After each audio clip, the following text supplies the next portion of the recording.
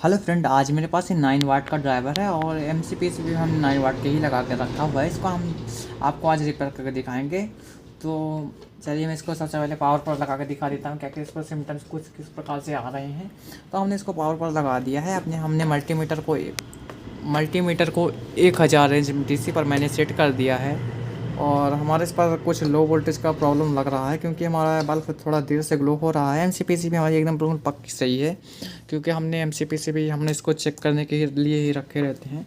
तो देखिए, सबसे पहले जब हमारा इस प्रकार का फॉल्ट हो आता है कि धीरे से ग्लो होता है तो हमारा जाहिर सी बात है कि हमारा जो ये क्या कहते हैं जो रेक्टिफायर है उस पर हमारे वोल्टेज जो आउटपुट कर रहा है, इसलिए हमारा सप्लाई बन रही है। सप्लाई तो बन रही है।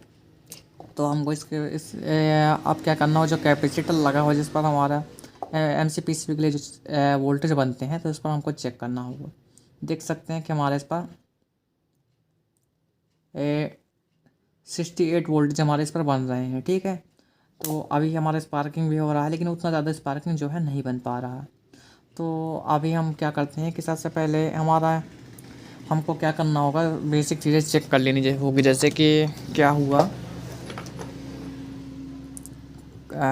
जैसे कि हमको इंडक्टर कॉइल, तो हमारी मान लीजिए ड्रम कॉइल जो है हमारी सही है। इसलिए सही है क्योंकि ये हमारी लगी होती है सप्लाई पर लगी होती है, जहाँ से हमारी सप्लाई आती है। ये देखिए, हमारे रेजिस्टेंस से होकर सप्लाई सबसे पहले ड्रम कॉइल पर आती है। ड्रम कॉइल से आउट होने के बाद ये रेक्टिफायर पर आउट कर रही है। उससे हमारा फिर सप्लाई रेक्टिफायर से प्लस माइनस बनकर आउटपुट कर रहा है। तो ये बात हुई क्लियर सप्लाई तक के लिए। और इसके बाद हमको क्या करना होगा, फिर भी मैं आपको बता देता हूँ। ड्रम कॉइल चेक करने के लिए आपको क्या करना होगा, क्योंकि दोनों चीज़ का जो काम है वही यही रहता है। तो देखिए, ड्रम कॉइल जैसे आप दोनों पॉइंट पर लगाएंगे, पहले आप मल्टीमीटर को बजर रेंज पर सेट करिए। ये देखिए, मल्टीमीटर हमारा बीप कर रहा है। जैसे हम इस 2 पॉइंट पर लगाएंगे तो हमारा ये बीप करना चाहिए। सॉरी फ्रेंड्स, तो मैं इसको अच्छे से लगाने की कोशिश। ये देखिए, हमारा बीप कर रहा है, मतलब हमारा ड्रम कॉइल सही है। और जो इंडक्टर कॉइल है, देखिए हमारी जो पट्टी बनी हुई है ग्रीन कलर की, ये एक ही लाइन पर 2 पॉइंट बनी हुई थी, ये हमारा एक ही है। ठीक है, तो एक हमारा ये हुआ, एक हमारा ये हुआ। तो यहाँ से हम इसको कनेक्ट करेंगे। यहाँ जैसे हमारा बीप दे रहा है, इसका कहने का अर्थ है कि हमारा जो इंडक्टर कॉइल है वो भी सही है। और हमारे इसमें एक तो 2 फॉल्ट हो सकता है। मैं आपको 100% के साथ कह सकता हूँ कि हमारे इसमें 2 फॉल्ट है और इसके अलावा कुछ नहीं हो सकता।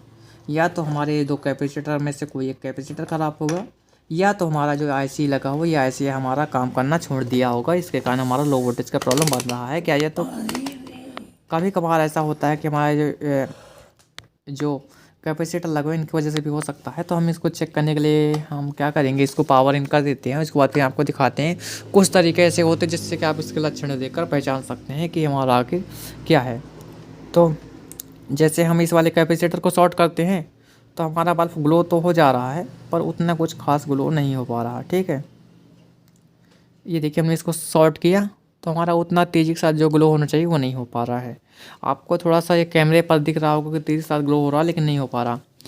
तो जैसे हमने इसको शॉर्ट किया, हमारा बल्ब तेज़ हुआ। तो सबसे पहले हमारा काम यही होगा कि हम इस वाले जो हम जिस पर हमने शॉर्ट किया था उस कैपेसिटर को हमको एक बार रिमूव करके चेंज करके देखना होगा कि हमारे क्या ये काम सही, मतलब जो क्या हमारा ये कैपेसिटर की वजह से क्या था।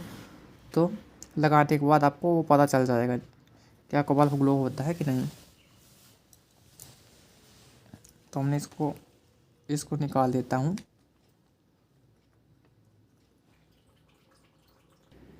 तो देखिए फ्रेंड्स, हमने कैपेसिटर निकाल लिया हुआ है। कैपेसिटर का कुछ वोल्टेज मैं आपको दिखा देता हूँ। ये हमारा 50 वोल्ट 2.2 का कैपेसिटर लगा हुआ है।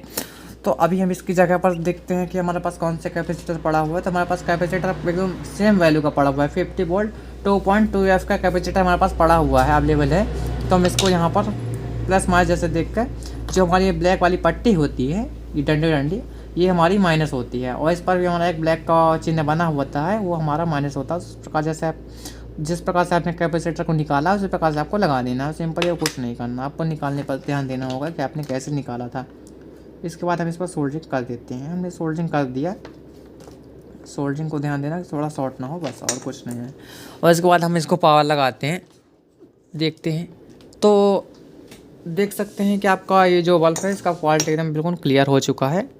और इसके बाद मैं क्या करूँगा कि इसको थोड़ा सा ढक दूँगा और उसके बाद आपको इसका वोल्टेज मेजरमेंट करके दिखाऊँगा कि इसमें हमारा वोल्टेज कितना बनता है। तो तो देखिए फ्रेंड्स, हमारा जो है कि ये तो सही है। अब इसको हम पावर इन करते हैं। पावर इन करने के बाद हम आपको ये देखिए अपनी पावर इन कर दी, हमारा ग्लो हो रहा है। लेकिन हमने इसके ऊपर एक रफ रख दिया है, इसलिए रफ रख दिया जिसके कारण हम आपको वोल्टेज मेजरमेंट करके दिखा सकें। तो हम अपने मल्टीमीटर के जो दोनों प्रोब है इसको हम लगा लेते हैं आउटपुट वाले वायर पर।